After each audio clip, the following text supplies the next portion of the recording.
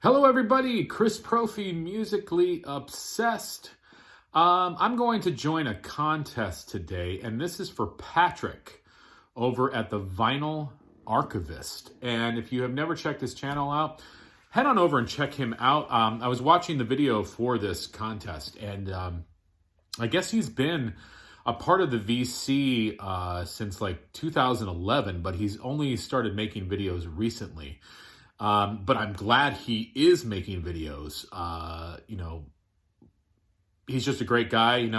He shows a lot of great records, and you can definitely tell that he loves what he does. So, welcome Patrick to the VC. Well, you've already been here, but we're glad you're making videos. And so he's got a contest called Show Me Your Wallflower.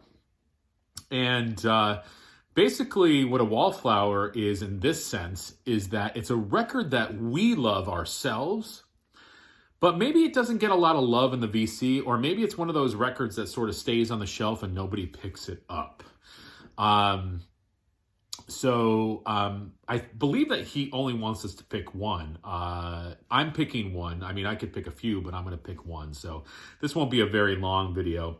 And the album that I'm going to pick as my wallflower is Black Sabbath, Technical Ecstasy. This is definitely one of my favorite Black Sabbath albums. Unfortunately, it doesn't really get a lot of good reviews. You definitely have people who love this record, but most of the time, this album and Never Say Die are sort of when people kind of gave up on Sabbath. A lot of people say their favorite Sabbath album is like Volume 4 or, the debut, or then you've got people who are into the Dio years or, whatever. I mean, I love all Sabbath, but I really, really, really like this period of Sabbath. Now, my favorite Sabbath album, and I've been on record saying this, is Sabotage. And I like Sabotage because I feel like they were getting into sort of like a prog sound as well. This is the album that followed Sabotage, and they got even proggier and more experimental. And then, of course, after this was Never Say Die, which kind of followed along those lines. I feel like Never Say Die lost some of the prog, and it was, a little bit heavier in a sense than this album. But give this album a chance if you have not and you like Sabbath, Ozzy era Sabbath. I mean, the track listing on here. This came out in 1976. As I said, it followed Sabotage. Ozzy's singing on it. It's the classic lineup.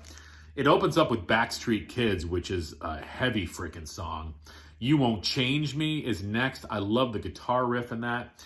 Then it's got sort of an oddball song. It's All Right. And I'm not describing the song. It's actually called It's All Right, but it's sung by Bill Ward.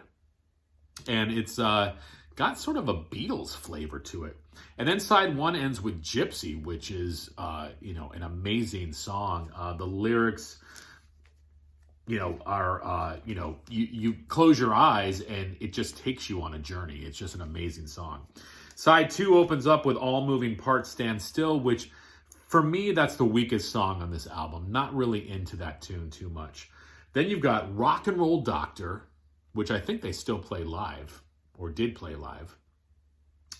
She's Gone, a great ballad. And then it ends with Dirty Women, which is another one I know they played live in their some of their ending tours that they just did.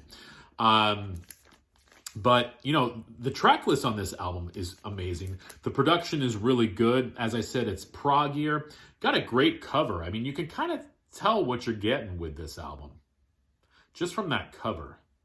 It's an experimental cover. It's an experimental album. But I love it. And let me show you the inside here.